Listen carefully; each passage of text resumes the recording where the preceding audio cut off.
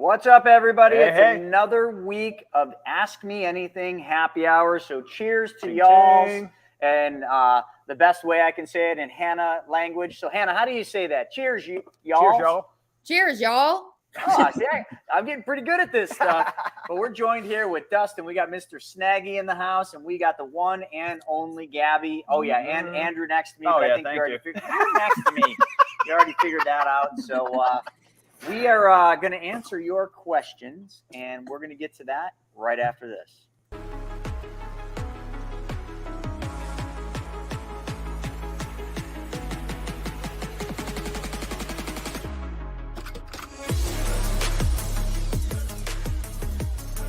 Liked it. Oh, yes. So here we go. We got the Ask Me Anything happy hour. We're going to pull up your comments, your questions, and we're going to get right into this. What do we got happening, Gabby? Yeah, I guess I'll start with mine and then we'll go to Hannah. So mine initially is from Cynthia. She says, is there surrender charges when taking out a loan in the first year or any year? Also, what benefits are there to naming a trust the beneficiary? Good questions. We're going to do this at the same time. Is there any surrender fees when taking out your policy loans? No.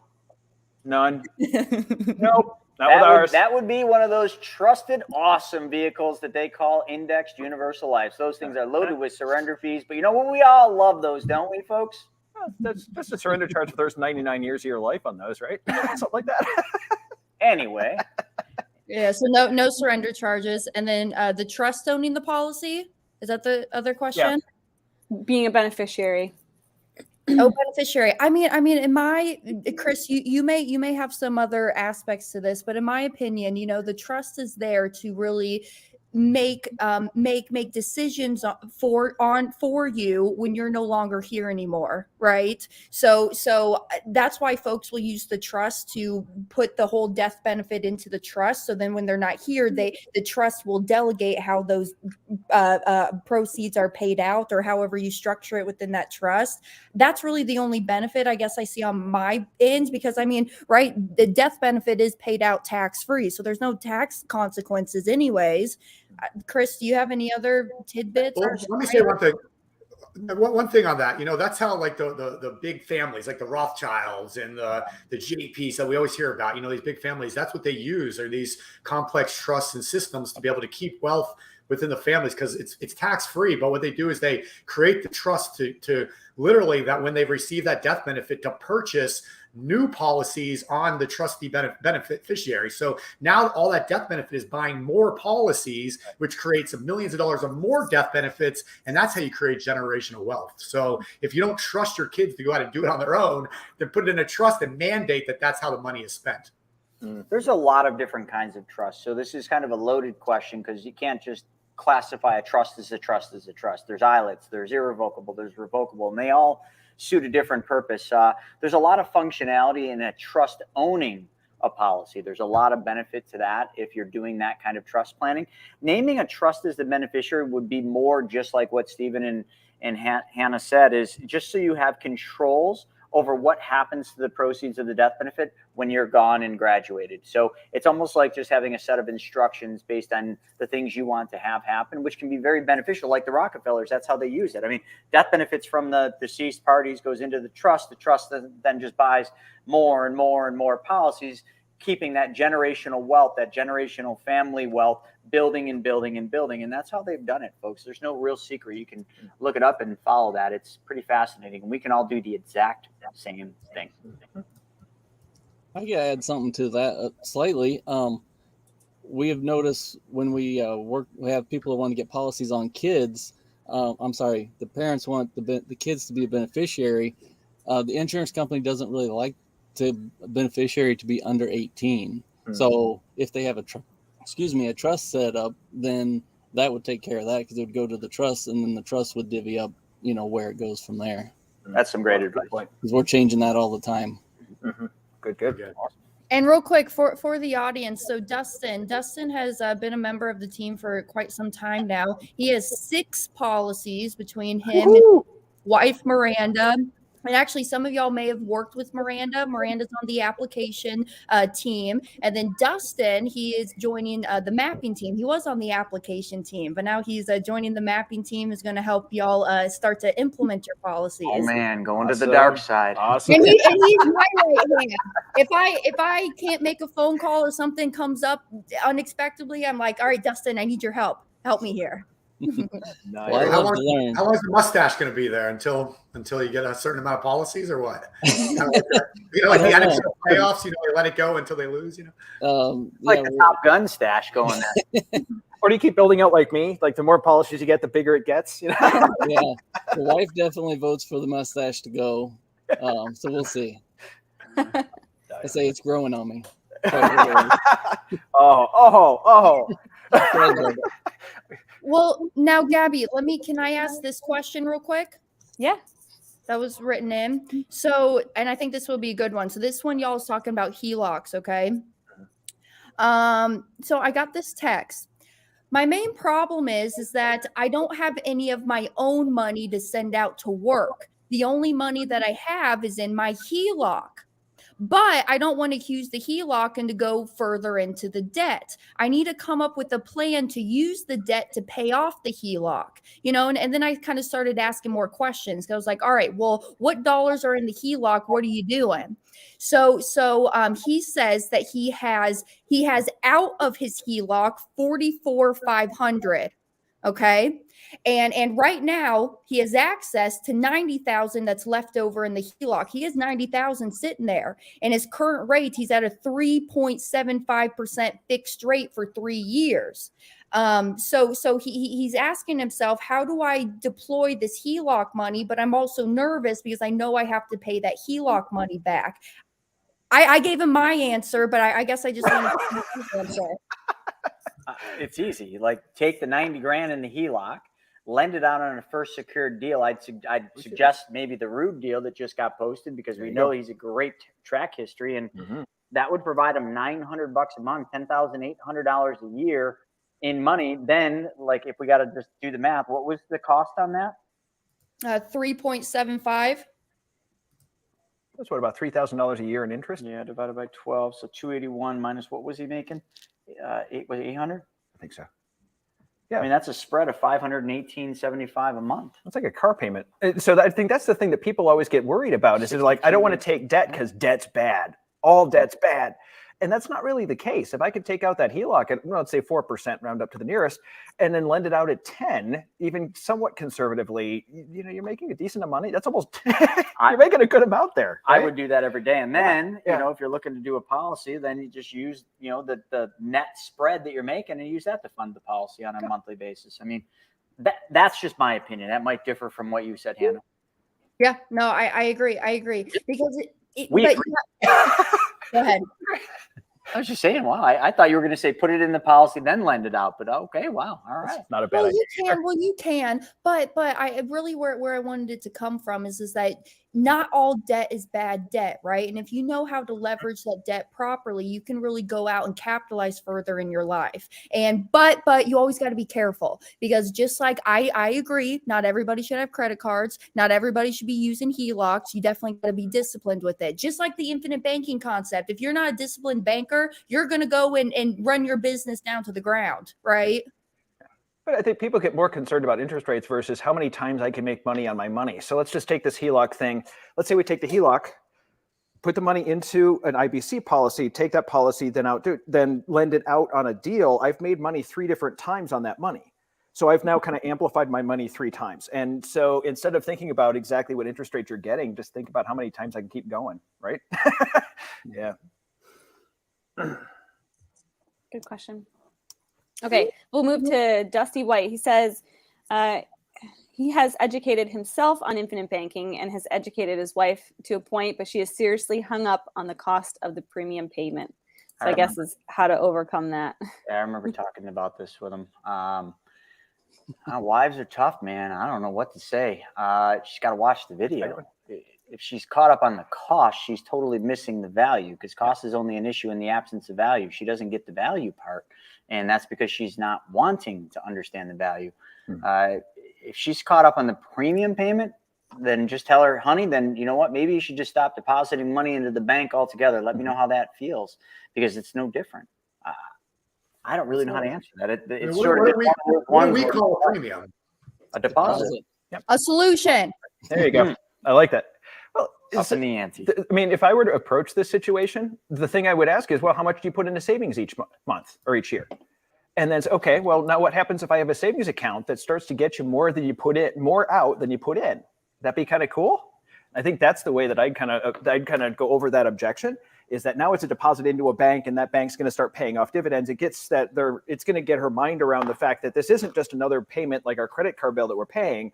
This is like putting money into savings for later, but oh, by the way, I can still use it. And oh, by the way, I'm going to get more out of this than I put in. So I think that's something I might think about as well. And then here's the question too. What are your other options? I can leave it in the bank.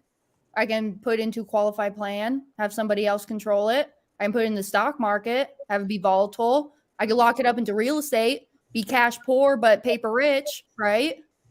I could put it into a CD, which I call a can't decide. If you can't decide what to do with it, you put it in a CD. It's a terrible idea, but. Just real quick, are we good with, oh, never mind. That answered my question. Somebody typed in. James is on Facebook. I hadn't seen any Facebook entries until James just popped in, so we're good. We tend to get a lot more from YouTube than we do from Facebook. And it's that damn guy Facebook user that always is in. Okay, Paul, he says, what are your thoughts on premium financing options? Are any of them done with just whole life, or are they all using a combo or straight IUL? Oh, Paul, premium financing is definitely done with whole life and has been for a very long time. You hear about it more today with IUL because that's the flavor of the week on the brokerage channels is the IULs because high commissions. Premium financing can be a good strategy, but here's the problem. If you really dig into premium financing, what you'll find is you're defeating the purpose of the policy to do IBC because you're not going to have control of the money in the early years. You're injecting money from a bank loan, which is the premium financing part. So because the bank's involved, they're not going to let you just take loans out and use the money. But where premium financing I've found can be really effective is in business uses. It can be a really good source. For legacy, it can be a really good source. And it also can be a really good source if you're doing like retirement only planning, like SLRP, or, as the book, The Power of Zero would call it, LRP. So if you're doing that, the premium financing can work. Here's the downside. As you know or may not know, the Fed has been raising interest rates, and they will continue to raise rates, which will continue to affect the cost of the premium financing options. So they've been a hot topic because a lot of brokerages have made a lot of money because of the premium financing, because the commissions go up based on the premium dollars going in. And if it's bank finance, people are willing to do more money because they think, oh, it's not my money. Well, it really is, but they're thinking that. As interest rates go up, premium financing will become less and less of a viable economical option for people. So just like everything else, the ebbs and flows, you won't be hearing about it for too much longer as a viable use. But it has been a hot topic for many years in the low interest rate market. Anyone else? No, that was good. Right. Here's a good one. Jay, how many policies can a person have? Let's have Dustin take this one. Yeah. As many as you want. There you go. No, 100 million. Right. Like that. No, it's not the amount of policies. It's the amount of death benefit that you can have per insured body. So if you run out of death benefit on your body, we just find other bodies to insure. So you're not capped at how many policies you can own. Good. Hannah, don't you have somebody like that has 106 policies? They basically acquire them. Mm-hmm. It's I'm not gonna say his name. It's Dr. R. And Dr. R. He was diagnosed with cancer, pancreatic cancer, whatever. And so he was actually deemed terminally ill at one point, but he's still kicking and thriving to this day. And so yeah, he's acquired policies on other people's bodies. Mm-hmm. Yep.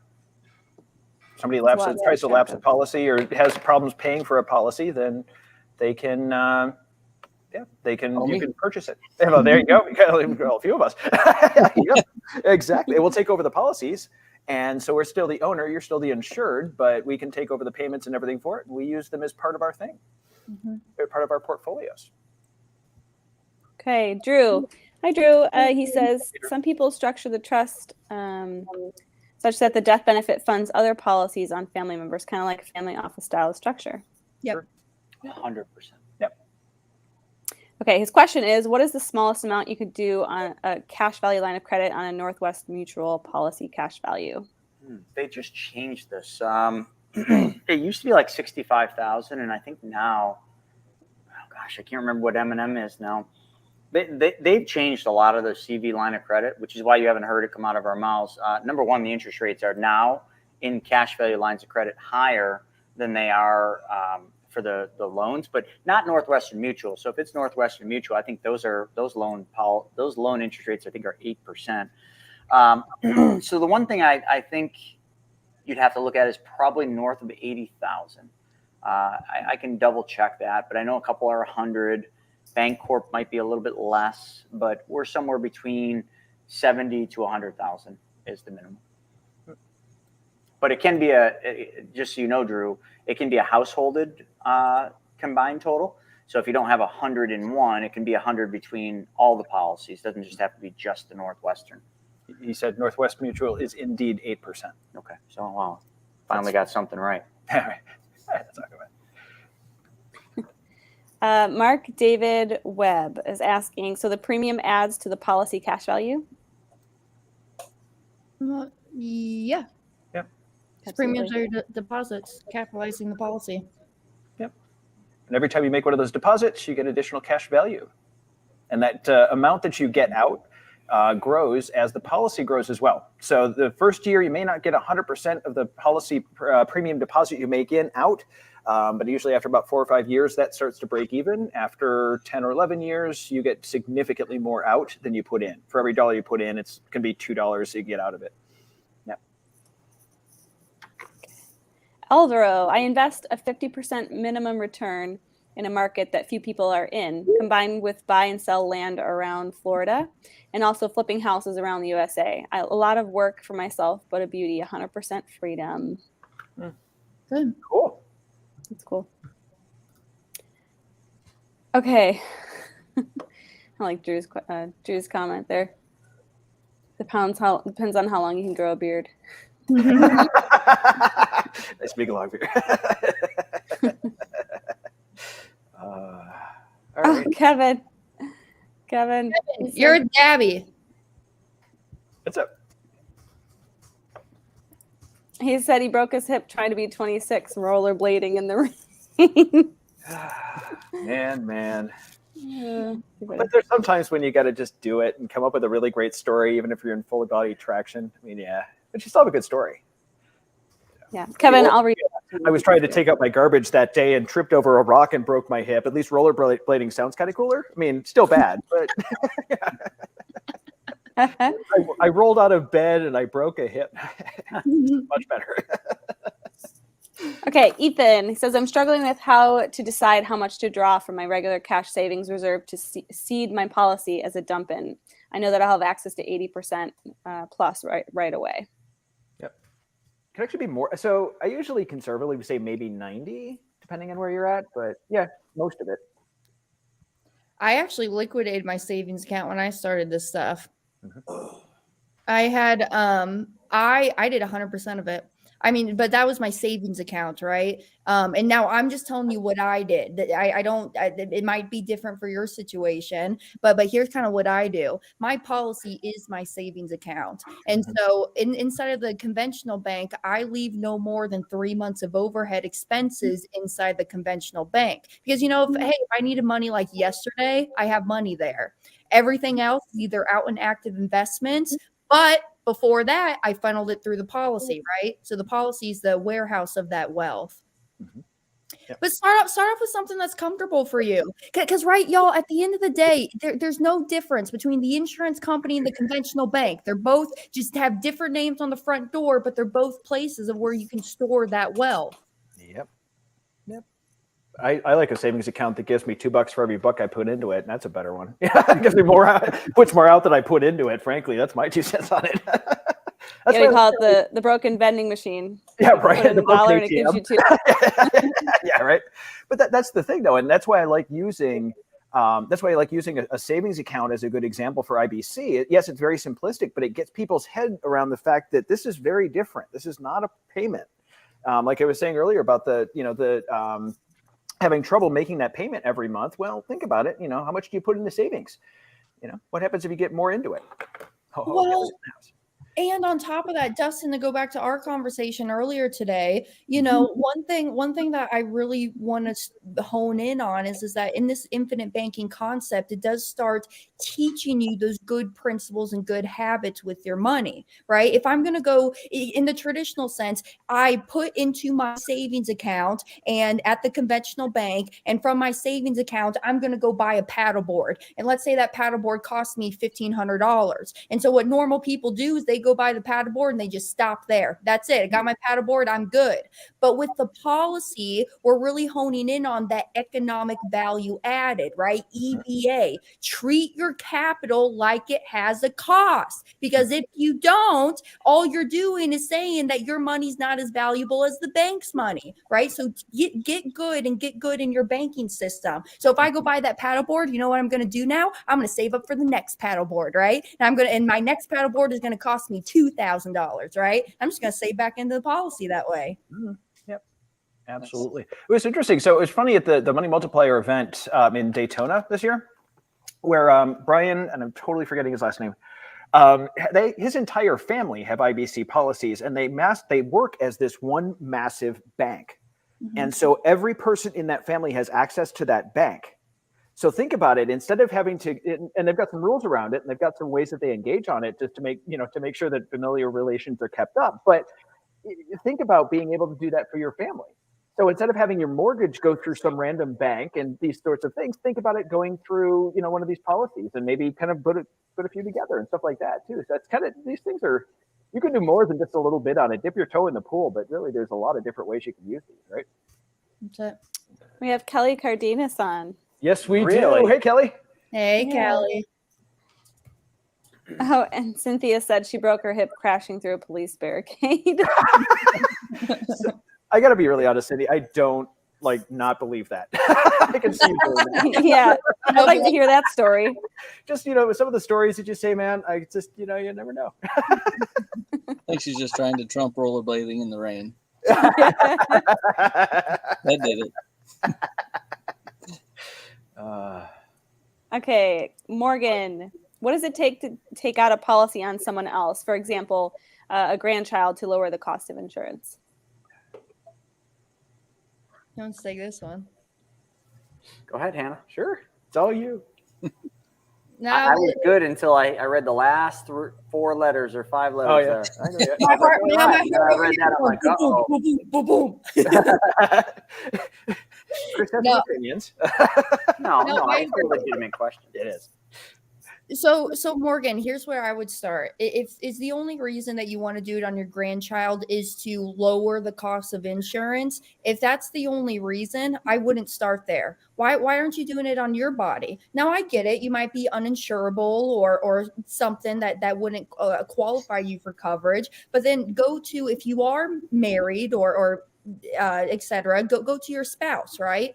I would personally go to the next one being your spouse, right? Because at the end of the day, I know we don't talk about it a lot, but death benefit is on that policy. And death benefit does leave the legacy to your family and heirs when you're not here anymore. So I personally would go to the spouse first. Let's make believe the spouse isn't insurable. Then I would go to the children of your grandchildren, right? Go to the parents of your grandchildren. Start there and then go to the grandchildren, worst case scenario, because the grandchildren are going to get their policies. I mean, I get it. Maybe you want to start something like, instead of a 529, you want to do a policy instead on them, right? I mean, there's ideas, but just to do it for the lowering of cost of insurance, you're not thinking about this the right way, because at the end of the day, it's not that cost of insurance really. Any time, whether it's on a policy on me or on Dustin or on Andrew, right, we pick the premium that we want to choose, and that cash value is going to be the same whether it's on me or on Dustin or on Andrew. It's just I may have a higher death benefit compared to someone like Dustin because I'm younger than Dustin, right? But I mean, death benefit's not what we're doing. I mean, that's really not what we're focusing on. Is that's the old way of doing things. We're focused on cash value.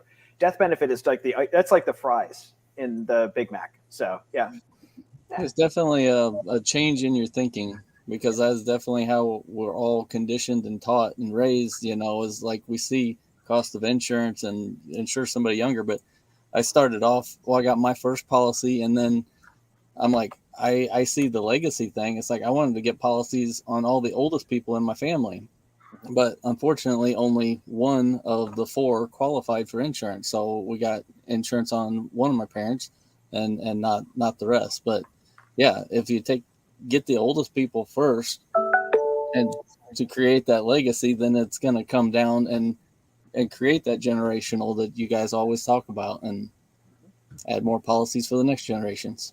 Yep. Rinse and repeat. Yeah, and I definitely would be happy to send over, my daughter's policy so you can see what it would look like if you've got a grandchild. But I didn't do my daughter's policy because it was a lower cost of insurance. Yeah. I did it because of what the policy actually does for her. No regard whatsoever to the cost of insurance. That's just a part of making all this work, and it's not even anything I even give any thought to.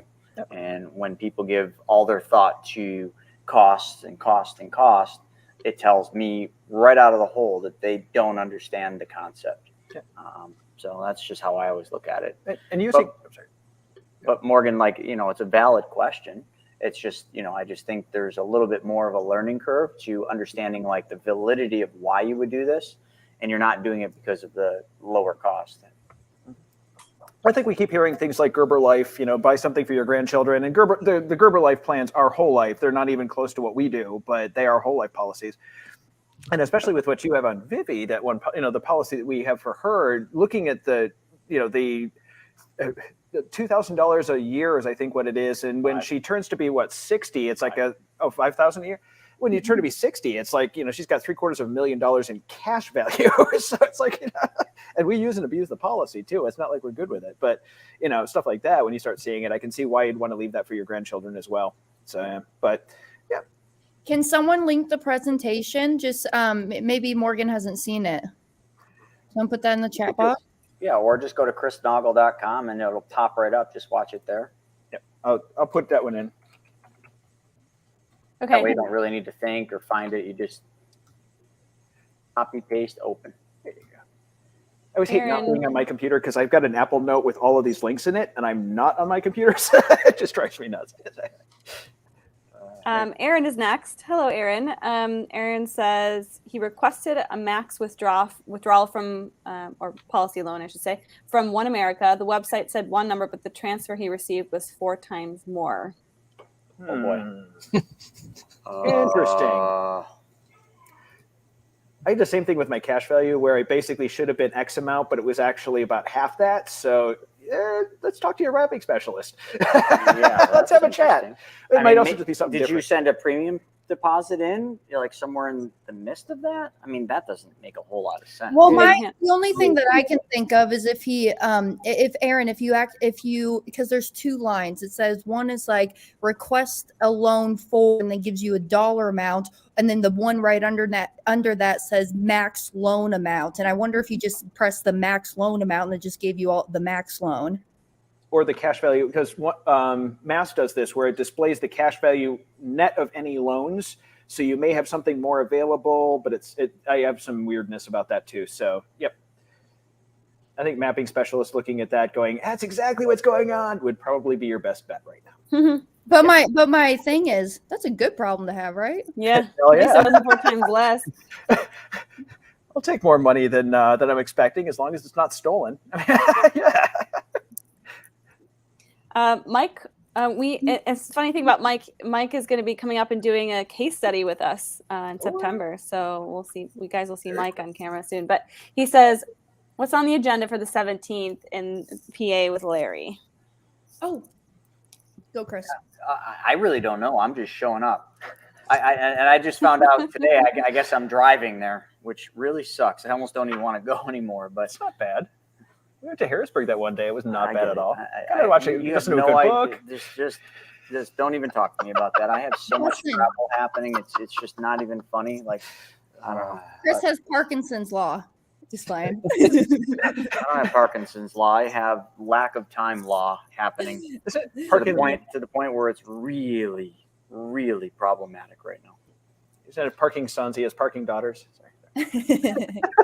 No, I got Parkinson's law because that's how I feel, Chris. I thought Tim was gonna come pick me up. Nope, we're flying Southwest. I learned that today. I was actually excited about going. I'm like, all right, well, just grab me on the way through, like we talked about in Indianapolis, and that would have been beautiful because then I don't lose time, right? And now, Well, it's not a loss of time. Chris does need to practice his speech, so it'll There give you you plenty go. of time to do that. There you go. Well, here, It'll so, force you to do that. how am I going to practice when I'm driving? Carefully. Joe's going with you. Oh, he is? Joe's gonna drive. You're gonna practice. Yes. Oh, okay. Wait, that's Larry's and the Michigan thingamajigger? Yep. Oh man. So for Larry's event, he's holding it at his office in Langhorne, Pennsylvania, and I'm going to be doing the presentation over the money multiplier method, the infinite banking concept. And Chris, I believe you're going to be talking about private money club, right? Incorporating the policies for PMC. Yep. Okay. Mm-hmm. And then Larry, he's an expert in real estate investing and options trading, and he's a goofy guy. He's cool to hang out with. This sounds.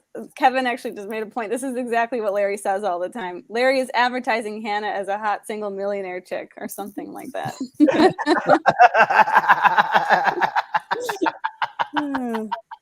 He wants me to have a TV show. I can hear Larry actually saying those words. I can too. Me I can too. see the blazer he's in while saying those words Me too. too. Yeah. Almost recite it verbatim. Yeah. Okay, let's see.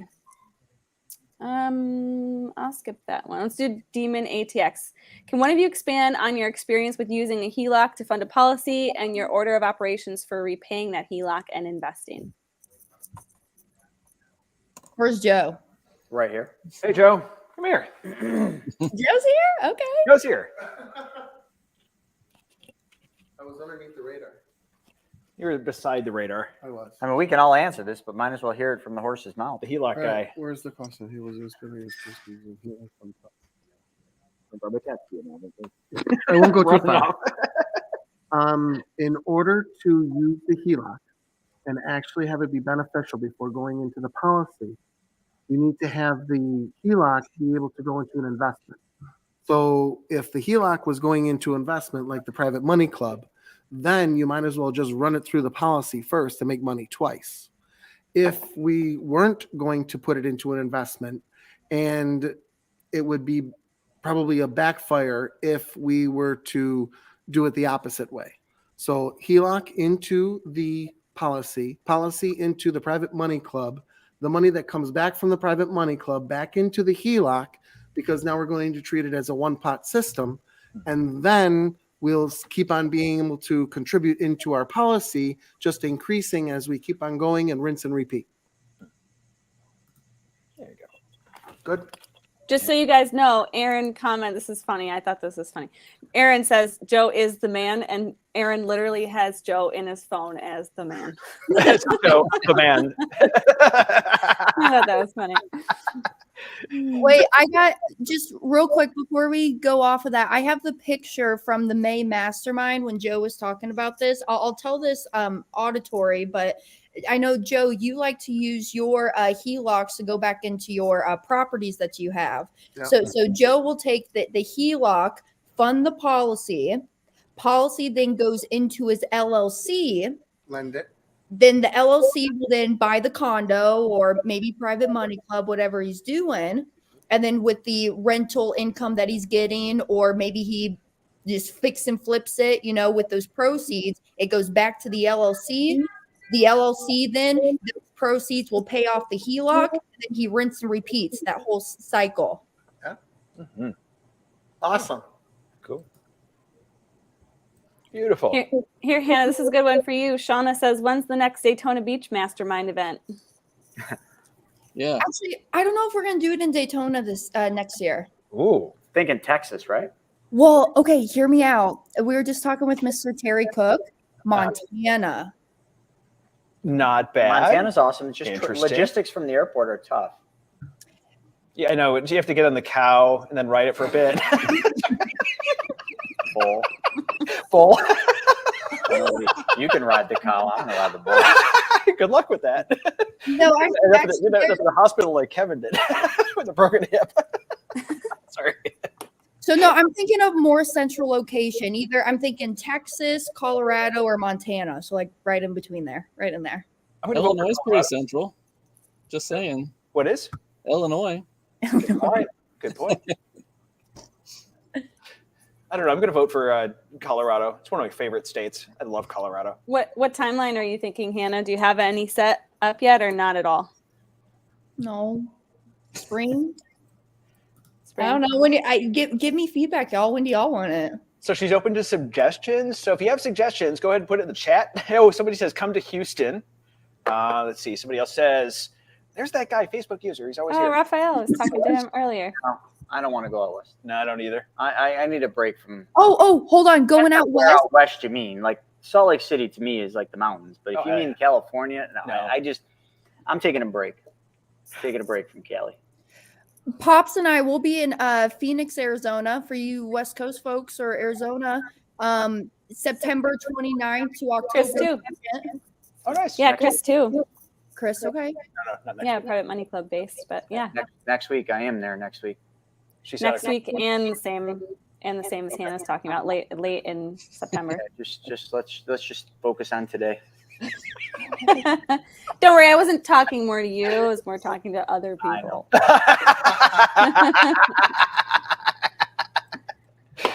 know. Okay, Morgan says, if I have 50,000 to put in, does it not create greater cash value with someone younger than me? I have seen it, and that is where the question comes from. Not necessarily. It can, but I don't. A lot of times, no, because you can't get as much money into a children's or a child's policy if they're young. Because of the limits, the MEC limits, and also remember, if it's a child, the parents have to have a certain amount of death benefit on them. It's more than the child. So if the parents don't have enough death benefit coverage on them, they're not going to allow you to put as much as you think into a child's policy. It's really just an ethics thing. I mean, why is your child insured for triple what the parents are, and the parents are the breadwinners? Anything we should know here? You get the drift. So the issue so much with children's policies isn't the fact that you think you can make more. It's chances are you probably can't get enough of the money into the child's policy to make it really, really make sense, like what you're talking about. Is there a difference between a 30-year-old and a 60-year-old in terms of cash value, dollar for dollar? Yeah, but it's not drastic. It's really not. There's a difference, but it's not like, oh wow, that's a huge difference. So I think a lot of people put too much emphasis on that, and we've run the numbers on it. I mean, yes, you can notice it, but it wouldn't be something that you'd look at and be like, oh, I don't want to do that. Tripping over dollars to pick up pennies. It's a good way to say it. There you go. Good way to say it. Yeah. Yeah, I mean, over time, the kid the child will have more years of that That's 50,000 compounding, but And death benefit. Yeah, I always death ask, benefit from there, but when you talk about Warren Buffett, I always ask people to tell me why Warren Buffett's worth so much money. And they say, oh, he's good at picking stocks. Oh, he's this. Oh, he's that. And I said, no, he's just had more time to invest than most people. He started at a young age and never stopped. Time. Yep. Okay, Ethan, what is the face value that I see in my policy? It's way more than my current cash value. Good question. Hope so. I know, right? I damn well hope so. I hope the face value is more than your cash value. Oh, we got a problem if it's not. If it isn't, we need to talk. We got a big problem. So Dustin, what is face value? What does that mean? Face value is your death benefit, Mm-hmm. and the cash value is just the death benefit that you're allowed to use while living currently. Well, that's good. I always thought it was just I'm the most valuable. How are you going to beat this? Ooh. So yeah, so death benefit is always going to be greater than that cash value. Matter of fact, they'll equal. When you're age 121, they'll equal. And Ethan, I'm going to be talking to you when you're that years old, okay? So when you're 121, the insurance company is going to give you your death benefit because your cash value and death benefit now equal. And they say, hey, we're done with you. Congrats, you lived this long. Get out of the sandbox. We don't want to play with you anymore. We're done. We're done. Okay, Larry is asking, why were you guys all in Indy? That's a secret, and we'd have to kill you if we told you. We can't let I wasn't in Indy. Me neither. I was there to Somebody ride had to through. run stuff. See, we didn't even let them know either. It was an AA meeting. Hannah drove right by my house and didn't even stop on her way to Indy. If that was an AA meeting, I think we did the opposite. It's a how-to. It's not. Yeah, Devin for sure. Had to steal his cherry just to get him to stop. You don't want to know about that. Yeah, they might not understand the logistics of that one. But it was a corporate meeting, a One America symposium for top advisors. And myself, Devin, Brent, all spoke at the event. Just kind of gave us a chance to get with all the top, all the president and all the top people in the company. And kind of just talk about what our needs are, what's working, what's not, what can be better, what can change, and then hearing different success stories from top producers on things they're doing. And it was a pretty cool event because not a lot of the guys there really know what we do, and when they hear it, they're just like, huh? It was interesting. Definitely, that was my first one. So for me, it was like, wait, you don't know about this? I think even on stage, I said, you guys been living under a rock, and I didn't understand the looks came back from the crowd, and I now I understand. Oh yeah, you have actually. So That was my third symposium. I like the symposiums. I think they're fun. And here's the takeaway I took from it. There's a little under 330 million people here in the States. If we just our agency together, just the money multiplier, if we can help just service 10% of those people, I mean that's a lot of people, so I liked being there because it's just us all collaborating together just to help the general public and just delivering the most up-to-date information. So I like and that. good news after that week.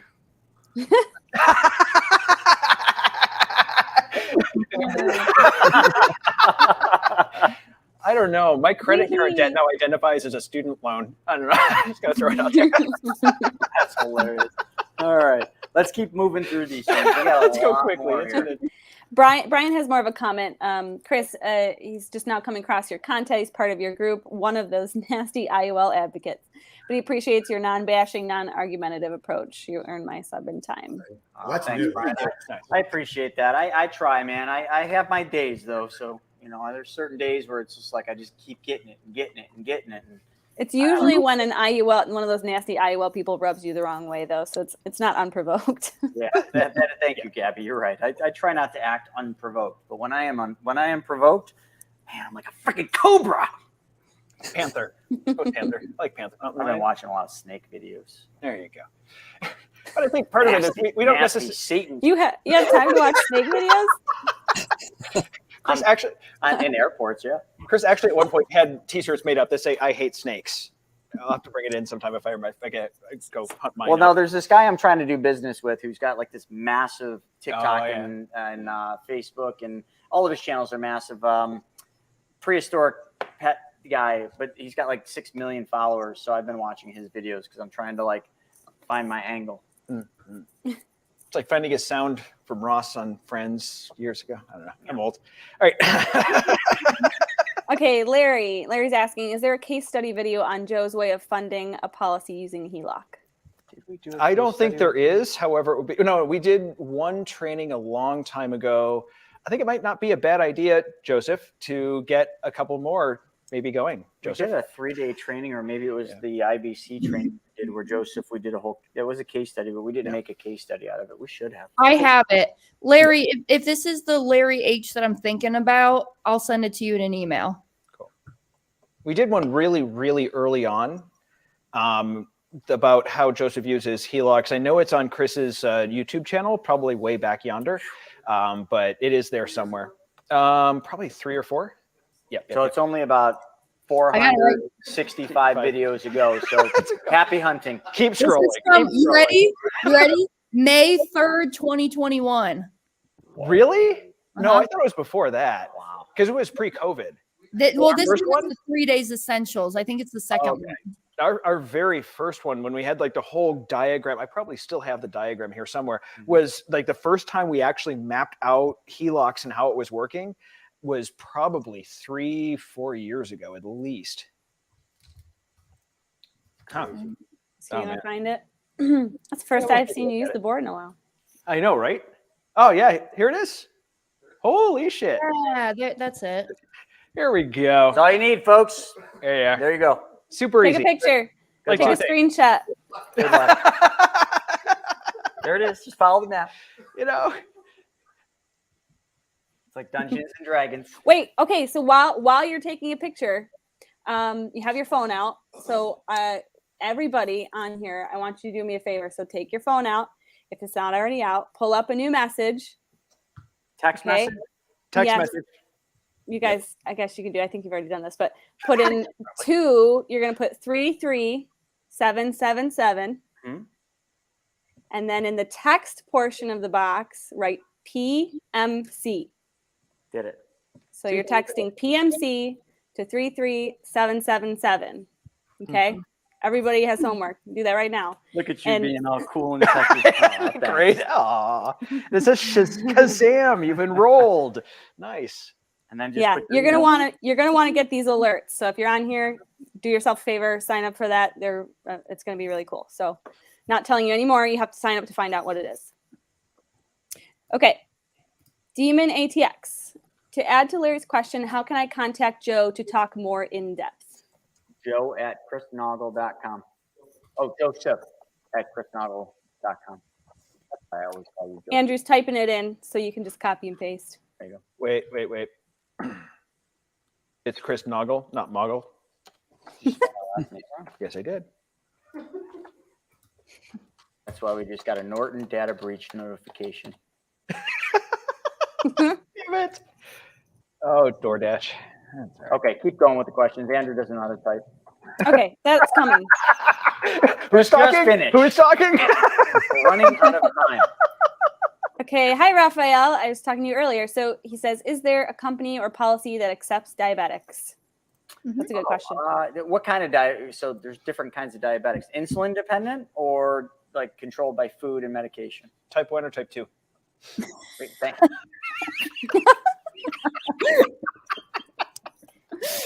I didn't say it. I was gonna say it, but I was like, nah, we're good. It's still pretty clear.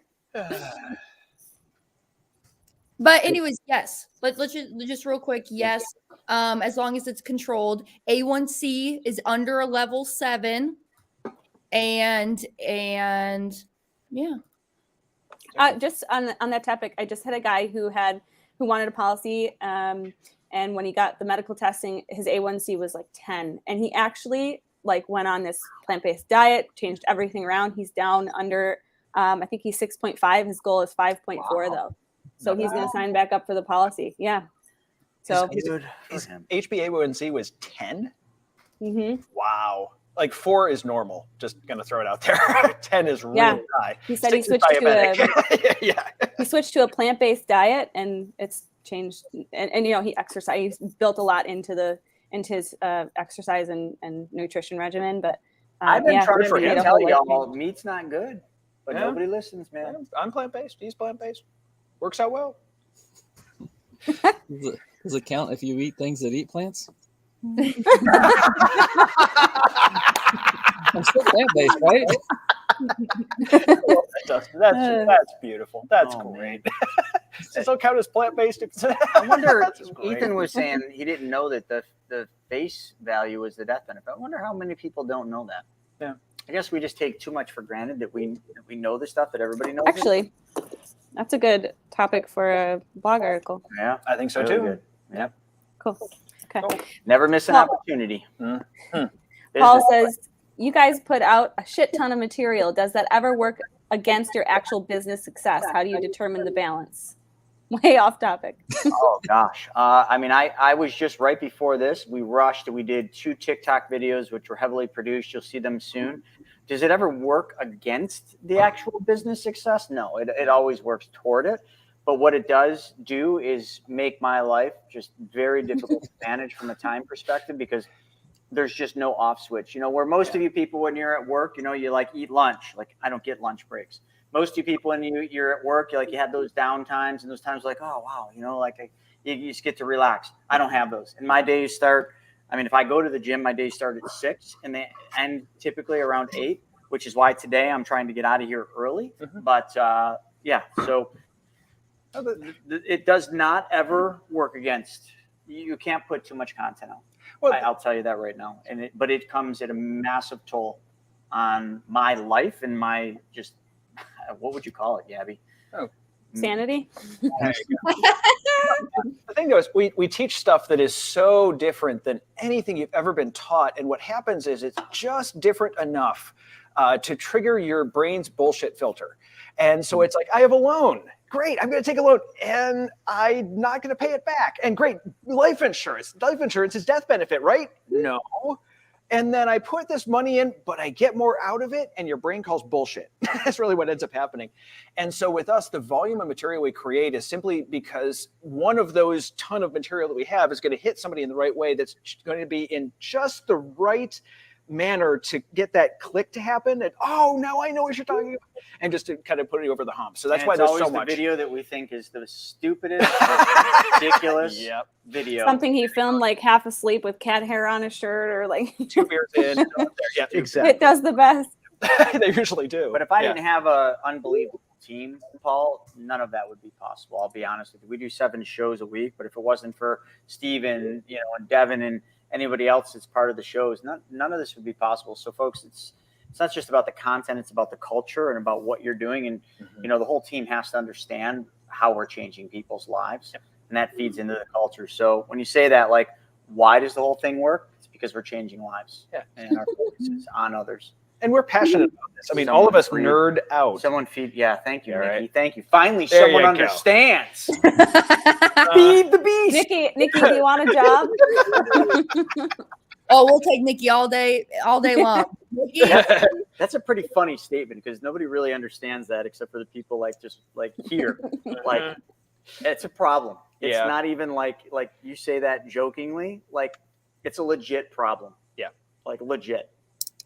I binged on candy the other day because I was going to pass out before I had to do a 2-hour-long training. It was a 2-hour-long training, and somebody decided to. So we ended up with one of those like edible arrangement things here. Yeah, I was down in an day hour. Before. I was pounding. I don't know why I had them, but what was it? Jelly beans, Kit Kats, Sour Patch Kids, Sour Kit Patch Kats, Kids. and that was dinner. I had some gummies. Yeah, not the kind of gummies you're thinking, but gummies. I was crashing. I was physically crashing because I didn't eat since 7 a.m. Then we had another salad from Duff's. That was yesterday. Yesterday was a good day. They fed me yesterday, Nikki. They fed me. I can't remember. I don't know. Food and diapers. In one out the other. Just gonna throw it out there. Short on time. All right, no straight up. I got a call. Let's go to rapid fire. Yeah, rapid fire. Actually, let's get to this one from Michael first before we get to that one from Dwight. Michael says, would the infinite banking model work for someone who only has 5,000 to start with? Of course. Yes. You ready? Yes. Yeah. Yes. Absolutely. Absolutely. For sure. The best part to do is start. That's a really big thing. Start. Yep. Okay. I don't know where the other one went, but I'll do Roman. Says, does the whole life insurance companies charge any fees with taking loans from the policy? And if yes, how much are the costs approximately? They're not fees. It's just they charge you interest on the loans. So insurance companies, just for the record, so you understand, they are a profit company, which is a good thing. And they charge interest on the loans. Almost all of them are 4% right now. I think one is 5 and the rest are 4. So again, if you're making 5.2 or 6 and you're paying 4, does anyone have a problem with that? No. I'm just making sure everybody's good. Yep. And here we go with the costs again. I'm going to do an entire video on costs. Cost and value. I'm going to sit by with some popcorn. Keep going. Big Daddy says, if you borrow an amount and pay it off in the following month, how many times can you do that in a year? I just can't get past Big Daddy.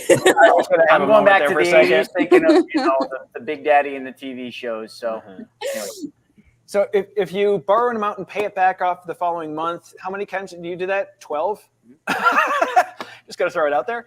But it's also, I mean, that amounts to what Brent calls, accounting acrobatics. So maybe a better use for your money than just doing it monthly. Take out one loan, buy a big product, car. I bought a kayak with my policy. I mean, pay taxes, whatever you're going to do, a big product, and then pay it back monthly. So it's not wrong. You can take out a part each month, then pay it back each month. Frankly, I would think about this more like, what would you put on your credit card and pay off over 4 months? That's kind of where, then do it this way instead. My 2 cents. I don't know what you guys think. I think we move on to the Simple answer. It's actually no different than your regular checking or savings account. Hey, if I put money back into the policy, it's just money that's available again. If I really want to, I can go in within a few days and take it right back out. But just like Dad says, it's mental gymnastics with the insurance company. Okay, last question. Dwight says, in your private money club, do you have lenders investing with land flippers? Yes, I think we do. We've got, I think, 2. Rob Fuller is, well, not so much a land flipper, he's a land developer.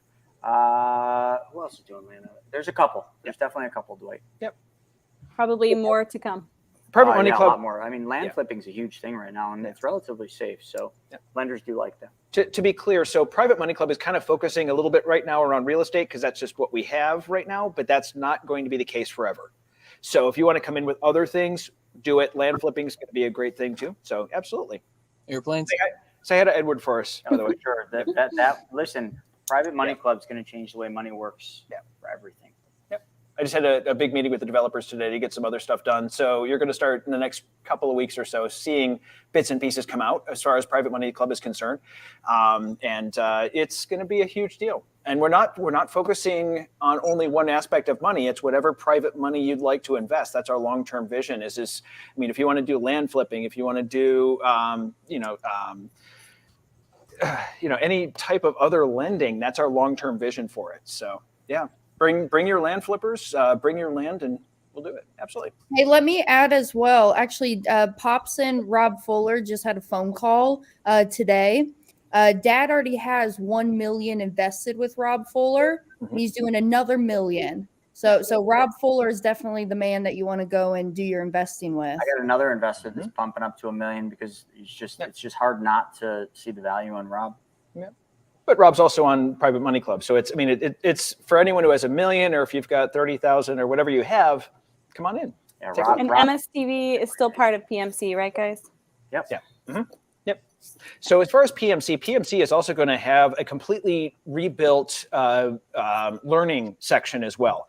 And that's something that we've created where we want to be able to educate you on this. So it's not just a matter of going in and finding your deals and doing your dating. We also want to show you how to date, how not to be that creepy guy in the corner, how to, actually go out and be successful on things. We want to teach you how to do it too. So there's going to be an entire learning section. I think MSTV is going to be part of that as well. But yeah. Cool. That's a wrap, guys. Awesome. Nice. Perfect. Sorry. Here, All every right. week, same time. Yeah. Don't forget, text PMC to 33777. So you can be part of what will be literally one of the biggest launches in your lifetime where we change the way money works forever. Until then, folks, we will see you next time.